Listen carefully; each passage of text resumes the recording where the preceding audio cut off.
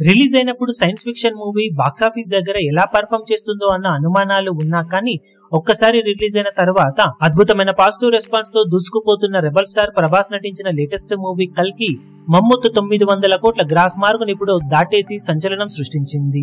Makers లెక్కల్లో already 900 కోట్ల మార్కును దాటేసిందని పోస్టర్స్ ను రిలీజ్ చేసినా కూడా చాలా వరకు ట్రేడ్ లెక్కల్లో కలెక్షన్స్ ఇంకా ఆ మార్కును అందుకోవాల్సి ఉండగా ఇప్పుడు బాక్సాఫీస్ దగ్గర అఫీషియల్ గా ట్రేడ్ లెక్కల్లో సినిమా 16వ రోజు సాధించిన వసూళ్లతో వరల్డ్ వైడ్ గా మమ్మొత్తు 900 కోట్ల గ్రాస్ మార్కును దాటేసింది. ఇక వీకెండ్ అడ్వాంటేజ్ కూడా ఇప్పుడు సినిమాకు కలిసి వస్తూ ఉండటంతో ఇక మీదట వచ్చేవన్నీ కూడా కలెక్షన్లలో మరింత ముందుకు వెళ్లే అవకాశం సినిమాకు ఎంతైనా ఉందని చెప్పాలి.